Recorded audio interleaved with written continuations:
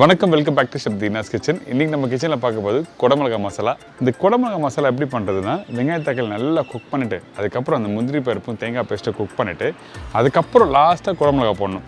குடமிளகா போட்டு ரொம்ப நேரம் குக் பண்ணால் அந்த கலரும் போயிடும், அதே டைமில் அந்த குடமிளகாவோட கிரன்ச்சினஸ் இருக்காது. ஸோ அதனால் எப்போவுமே கிரேவி கம்ப்ளீட் பண்ணி முடித்த பிறகு அந்த குடமிளகாவை கடைசியாக போட்டு ஜஸ்ட் மிக்ஸ் பண்ணிவிட்டு அப்படியே எடுத்து சர்வ் பண்ணி பாருங்களேன், சூப்பராக இருக்கும்.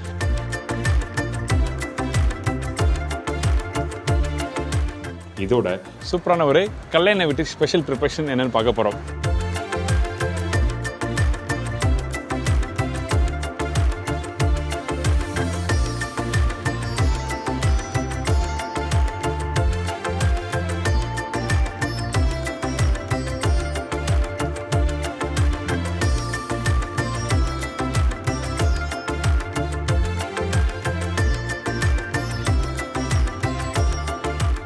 இப்போ இந்த டிஷ்ஷுக்கு தேவையான பொருட்கள் பார்த்தலாமா? கேப்சிகம் மசாலாக்கு தேவையான பொருட்கள்: கேப்சிகம் 3 நம்பர், தேங்காய் பத்தை 1 நம்பர், முந்திரி பருப்பு உடைச்சது 20லேருந்து 25 நம்பர், பச்சை மிளகாய் 1, வெங்காயம் 1, மீடியம் சைஸ் தக்காளி 3 நம்பர், பூண்டு 10 பல்லு, இஞ்சி பூண்டு பேஸ்ட் 1 டீஸ்பூன், மஞ்சத்தூள் 1/4 teaspoon, chilli powder 1/2 table spoon, தனியா பவுடர் 1 டேபிள் ஸ்பூன், கருவேப்பிலை சிறிதளவு, கொத்தமல்லி தேவையான அளவு, உப்பு தேவைக்கேற்ற, ஆயில் குக் பண்ணுறதுக்கு தேவையான அளவு, நெய் 2 டீஸ்பூன். இதாங்க கேப்சிகம் மசாலாவுக்கு தேவையான பொருட்கள். இந்த கேப்சிகம் மசாலா பண்ணுறதுக்கு ஃபஸ்ட்டு நம்ம என்ன பண்ணுறோங்கன்னா, முந்திரி பருப்பு தேங்காய் பச்சை மிளகாய் போட்டு நல்லா அரைச்சிடும். இந்த பச்சை மிளகாய் காரம் அதிகமாக இருக்கக்கூடாது. சின்ன பச்சை மிளகா 1 போடலாம், பெருசாக இருந்தால் பாதி போடுங்க. ஏன்னா பச்சை மிளகாவோட காரம் நீங்கள் அதிகமாக இருந்தால் டேஸ்ட் மாறும். அதனால தான் பாதி பச்சை மிளகா போட்டிருக்கேன். இதுக்கு பிறகு தண்ணி ஊற்றி இந்த மாதிரி நல்லா அரைச்சிருங்க. ஃபைன் பேஸ்ட்டாக அரைச்சிருக்கணும். முந்திரி பருப்பு குறைன்னு இருக்கக்கூடாது. முடிஞ்ச அளவுக்கு ஃபைன் பேஸ்ட்டாக இருக்கணும். அடுத்தது தாளிப்பு போட்டு ஆரம்பிக்கிறோம். தேவையான அளவுக்கு எண்ணெய் ஊற்றிருக்கோம். இந்த எண்ணெய் சூடான பிறகு சீரகம் பூண்டு போட்டிருக்கோம். பூண்டு இடித்து போட்டிருக்கேன். அந்த பூண்டு வந்து நல்லா கோல்டன் ப்ரௌன் கலர் வரணும்.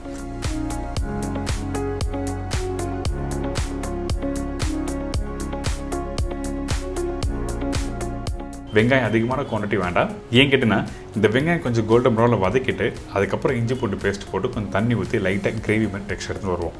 அதனால் வெங்காயம் குவான்டிட்டி அதிகமாக இருந்தால் இனிப்பு தன்மை வந்துடும்.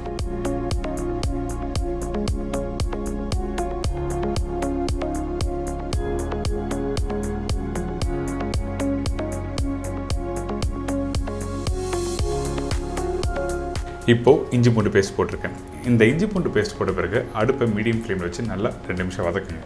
வதக்கி முடித்த பிறகு கொஞ்சமாக தண்ணி ஊற்றி இதை அப்படியே நல்லா மிக்ஸ் பண்ணுங்கள். கொதிக்க விடும்போது என்ன ஆகும் கேட்டினா, அந்த வெங்காயம் நல்லா சாஃப்டாகவும் அதே டைமில் ஒரு மைல்டான ஒரு டெக்ஸ்சர் கிரேவி ரெடி ஆகும். நீங்கள் குக் பண்ணும்போது உங்களுக்கு தெரிய வரும். இதுக்கு பிறகு தக்காளி போட்டிருக்கேன். தக்காளி ரஃபாக கட் பண்ணிவிட்டு மிக்ஸ் பண்ணியிருக்கோம். இதுக்கு பிறகு மஞ்சத்தூள், தனியா பவுடர், மிளகாய் பவுடர். உங்களுக்கு காரத்தன்மை அதிகமாக இருந்தால் கொஞ்சம் லைட்டாக ஒரு 1/4 டீஸ்பூனுக்கு தனியா பவுடரும் சில்லி பவுடரும் அதுக்கேற்ற மாதிரி நீங்கள் ஆட் பண்ணிக்கலாம். இதுக்கு பிறகு உப்பு போட்டிருக்கோம். உப்பு போட்ட பிறகு இந்த மசாலா அப்படியே அந்த எண்ணெயிலே வதக்குங்க. தண்ணி ஊற்றக்கூடாது. எதுக்காக கேட்டிங்கன்னா, இந்த மசாலா சீக்கிரமாக வதங்கணும்னு நினச்சிங்கன்னா அந்த டைமில் ஏற்கனவே இருக்க எண்ணெயிலையும் அந்த வெங்காயம் தக்காளி போட்டிருக்கோம்ல, அப்படியே வதங்கினா தான் உங்களுக்கு சீக்கிரமாக ரெடி ஆகும். அதனால தான் ஃபஸ்ட்டு 2 நிமிஷம் வதக்கணும்னு சொல்கிறேன். வதக்கி முடித்த பிறகு தண்ணி ஊற்றி இந்த மசாலாவை ஒரு தக்காளி தூக்க கான்செப்டில் எடுத்துகிட்டு வரோம். உங்களுக்கு புரியுற மாதிரி தெளிவாக நான் சொல்கிறேன். தக்காளி தொக்குனாவே எல்லாருக்கும் தெரியும் எந்த மாதிரி டெக்ஸ்டில் வரும்னு சொல்லிட்டு. அதனால தான் தக்காளி தொக்கு கான்செப்டாக சொல்கிறேன் உங்களுக்கு. இப்போ இந்த தண்ணி ஊற்றி நல்லா மிக்ஸ் பண்ணியிருக்கோமா, குறைஞ்சபட்சம் ஒரு 10 நிமிஷம் நல்லா குக் பண்ணுங்கள். அப்போ தான் அந்த வெங்காயம் தக்காளி மசாலா எல்லாமே நல்லா மேஷ் ஆகி ஒரு டெக்ஸ்சர் கெட்டியான டெக்ஸ்சர் வரும்.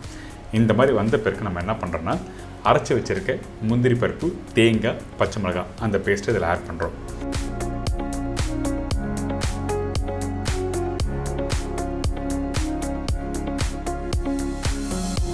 இப்போ இந்த முந்திரி பேஸ்ட்டு போட்ட பிறகு குறைஞ்சபட்சம் ஒரு 10லேருந்து 15 நிமிஷம் டைம் ஆகும் குக் பண்ணுறதுக்கு. ஏன் கேட்டினா, வேக வச்ச முந்திரி பேஸ்ட்டு போட்டிங்கன்னா உடனே ரெடி பண்ணிடலாம் இந்த ப்ரிப்ரேஷன். அதாவது இந்த கறி ரெடி ஆகிடும்னு சொல்கிறேன். வேக வைக்காமல் போகிறதுனால அந்த பச்சை வாசனை இருக்கும். அதுக்காகவே 10லேருந்து 15 நிமிஷம் நல்லா குக் பண்ணணும்னு சொல்கிறேன். அதே டைமில் தேவையான அளவுக்கு தண்ணி ஊற்றி நல்லா குக் பண்ணுங்கள்.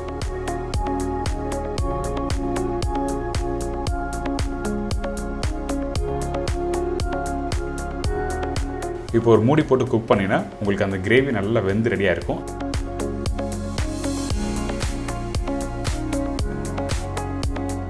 அந்த எண்ணெய் எல்லாம் மேலே வந்திருக்கும். இந்த மாதிரி ஆயில் வந்ததுன்னா ஆல்மோஸ்ட் கிரேவி ரெடி ஆகிடுச்சுன்னு அர்த்தம். அதே டைமில் கேப்சிகம் க்யூப்ஸ் மாதிரி கட் பண்ணி இதில் போட்டிருக்கேன். இந்த கேப்சிகம் போட்ட பிறகு ரொம்ப நேரம் குக் பண்ணக்கூடாது. அதிகபட்சம் 1 நிமிஷம் இல்லை 2 நிமிஷம் குக் பண்ணிவிட்டு கொஞ்சம் லைட்டாக நெய் போட்டு நல்லா மிக்ஸ் பண்ணிவிட்டு எடுத்து சர்வ் பண்ணி பாருங்களேன், சூப்பராகும். குடமிளகா அதிகமாக குக் பண்ணால் அந்த கிரென்ச்சினஸ் இருக்காது, அதே டைமில் அந்த டேஸ்ட் மாறும். அதனால் ஜஸ்ட்டு போட்டு மிக்ஸ் பண்ணிட்டு எடுத்திங்கன்னா இந்த மாதிரி குடமிளகா மசாலா ஐடி. இந்த ப்ரிப்பரேஷன் நீங்கள் வீட்டில் சப்பாத்தி, தோசை, பூரி, இட்லி, ரைஸோட எல்லாத்தையும் தொட்டு சாப்பிட்லாம். அந்தளவுக்கு பிரமாதமாக இருக்கும்.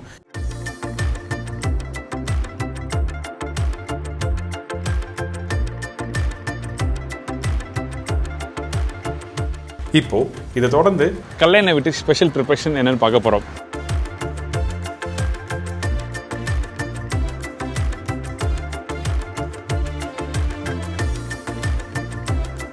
கடலை எண்ணெய் விட்டு சேனக்கிழங்கு தேவையான பொருட்கள்: சேனக்கிழங்கு 1/2 கிலோ, பெரிய சைஸ் வெங்காயம் 1, பெரிய சைஸ் தக்காளி 1 நம்பர், இஞ்சி பூண்டு பேஸ்ட் 3/4 டேபிள் ஸ்பூன், மஞ்சத்தூள் 1/4 டீஸ்பூன், மிளகாய் பவுடர் 3/4 டேபிள் ஸ்பூன், தனியா powder 1/4 table spoon, garam masala சிறிதளவு, முந்திரி பருப்பு பேஸ்ட் 2 டேபிள் ஸ்பூன், தேங்காய் 1/2 பத்தை, கருவேப்பிலை தேவையான அளவு, கொத்தமல்லி தேவையான அளவு, கடுகு 1/4 டீஸ்பூன், சோம்பு 1/4 டீஸ்பூனுக்கு கம்மியாக, எண்ணெய் குக் பண்ணுறதுக்கு தேவையான அளவு, சால்ட் டு டேஸ்ட். இதாங்க இந்த ப்ரிப்பரேஷன் தேவையான பொருட்கள். ஃபஸ்ட்டு நம்ம என்ன பண்ண போகிறோம்னா, நம்மக்கிட்ட இருக்க இந்த சேனக்கிழங்கு இருக்குது பார்த்தீங்களா, நல்லா வாஷ் பண்ணுங்கள். அதுக்கப்புறம் நல்லா பீல் பண்ணிவிட்டு கட் பண்ணி திருப்பி வாஷ் பண்ணிட்டு தான் நீங்கள் பாயில் பண்ண யூஸ் பண்ணணும். நீங்கள் டேரெக்டாக கட் பண்ண உடனே நீங்கள் போட்டிங்கன்னா கண்டிப்பாக மண் வந்துடும். அதனால தான் நல்லா வாஷ் பண்ணி யூஸ் பண்ண சொல்கிறேன். இப்போ இந்த தண்ணியில் போட்டிருக்கேன். அதுக்கு பிறகு கொஞ்சம் மஞ்சத்தூள், உப்பு போட்டு ஒரு மூடி போட்டு நல்லா வேகட்டும். ஓவர் குக் பண்ணக்கூடாது. 80% 85% அளவுக்கு நீங்கள் குக் பண்ணி எடுத்துருங்க.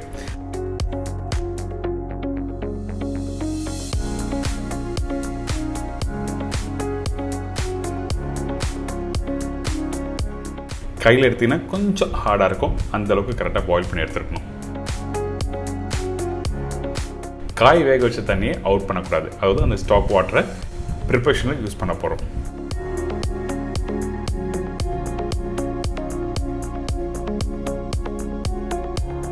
இதுக்கு பிறகு இந்த மண்சட்டியில் நல்லெண்ணெய் தேவையான அளவுக்கு போட்ட பிறகு கொஞ்சம் சூடாகட்டும். கடுகு,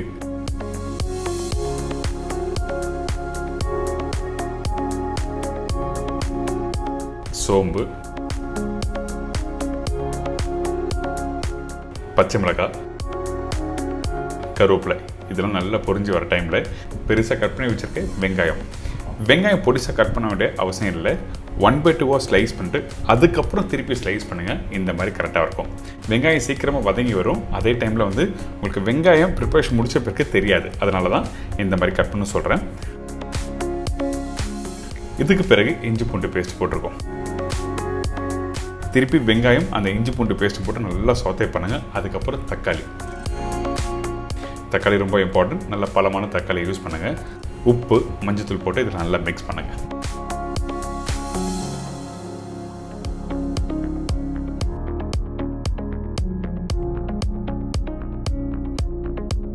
இதுக்கு பிறகு மிளகாய் பவுடர் வீட்டில் இருக்க குழம்பு தூள் யூஸ் பண்ணக்கூடாது. அப்படி யூஸ் பண்ணால் நீங்கள் 1-2 டேபிள் ஸ்பூன் நீங்கள் யூஸ் பண்ணலாம். தனியா பவுடர், கொத்தமல்லி போட்ட பிறகு அந்த மசாலாவோட நல்லா குக் பண்ணுங்கள். எடுத்த உடனே தண்ணி ஊற்ற வேண்டாம். அந்த மசாலாவும் அதுக்கப்புறம் அந்த வெங்காயம் தக்காளியும் ரெண்டுத்தையும் நல்லா மிக்ஸ் பண்ணுங்கள். மிக்ஸ் பண்ணி முடிச்ச பிறகு தேவையான அளவுக்கு தண்ணி ஊற்றி ஒரு 2 நிமிஷம் லைட்டாக சூடாகட்டும். அதுக்கு பிறகு அரைச்சி வச்சுருக்க முந்திரி பேஸ்ட் இதில் ஆட் பண்ணுறோம். இந்த முந்திரி பேஸ்ட்டை நீங்கள் வேக வச்சு நீங்கள் போடலாம். வேக வச்சு போட்டிங்கன்னா சீக்கிரமாக ப்ரிப்பரேஷன் கம்ப்ளீட் ஆகும். அப்படி இல்லை டேரெக்டாக அரைச்சி போட்டோம்னா இன்னொரு 5 நிமிஷம் எக்ஸ்ட்ரா குக் பண்ணணும். இதுக்கப்புறம் 1.5 பத்தை தேங்காய் சொல்லியிருக்கேன் பார்த்தீங்களா, அந்த தேங்காய் நல்லா திக்கான பால் ரெடி பண்ணியிருக்கேன். அதாவது 1/4 கிளாஸுக்கு கம்மியான அளவுக்கு தேங்காய் பால் ஆட் பண்ணியிருக்கணும். இந்த தேங்காய் பால் டேஸ்ட் அதிகமாக தெரியக்கூடாது. ஒரு மைல்டான டேஸ்ட் கொடுக்க மட்டும்தான் நம்ம என்ன பண்ணுறோம், இதில் தேங்காய் பால் யூஸ் பண்ணியிருக்கோம். அதே மாதிரி அந்த முந்திரி பருப்பு அந்த வெங்காயம் தக்காளியோட ஸ்மூத்தான ஒரு டெக்ஸ்சர் கொடுக்க மட்டும்தான் இதில் யூஸ் பண்ணியிருக்கோம். ஸோ எதுக்கு எந்த பொருள் எதுக்காக யூஸ் பண்ணணும்னு சொல்லிட்டு தெரிஞ்சுட்டு நீங்கள் யூஸ் பண்ணுங்கள். இப்போ இந்த மசாலா ரெடி ஆகிடுச்சு. இதுக்கப்புறம் வேக வச்ச கிழங்கு இதில் யூஸ் பண்ணுறோம்.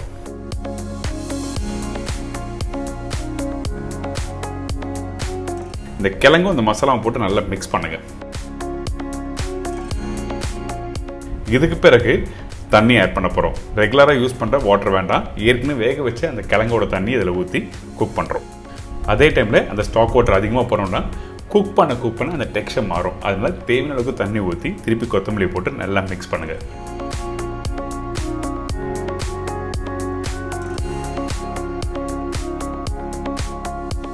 கொஞ்சம் நேரத்தில் லைட்டாக அந்த மசாலா லூஸாக இருக்க மாதிரி இருக்கும். அந்த டைமில் நம்ம என்ன பண்ணுறோம், ஒரு மூடி போட்டு கரெக்டாக வேகட்டும்னு சொல்லி விட்டுருங்க. அதாவது ஒரு 5 நிமிஷம் அப்படி வேகட்டும். அந்த தம்லேயே கரெக்டாக வெந்து வரும். அந்த கிழங்கும் அந்த மசாலா பாருங்கள் கரெக்டாக மிக்ஸ் ஆகிடணும். அதே டைமில் மசாலா அதிகமாக இருக்கக்கூடாது. ஏன் சொல்கிறேன் கேட்டிங்கன்னா, நிறைய பேர் கிழங்கு அதிகமாக போட்டுருவாங்க, மசாலா கம்மியாகிடும். மசாலா அதிகமாகிடும், கிழங்கு கம்மியாகிடும். அதனால் ஈக்குவல் குவான்டிட்டி மசாலா கிழங்கும் சேர்த்துக்கணும்.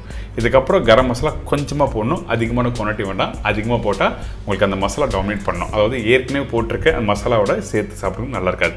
ஃபைனலாக கொத்தமல்லி கருவேப்பிலை போட்டு நல்லா மிக்ஸ் பண்ணி எடுத்துனா பார்க்கும்போது சூப்பராக இருக்குல்ல. கண்டிப்பாக வீட்டை ட்ரை பண்ணி பாருங்கள். உங்களுக்கு அந்த பக்கம் தெரிஞ்ச ஒரு ஈஸியாக இருக்கும். என்ஜாய் பண்ணுங்கள்.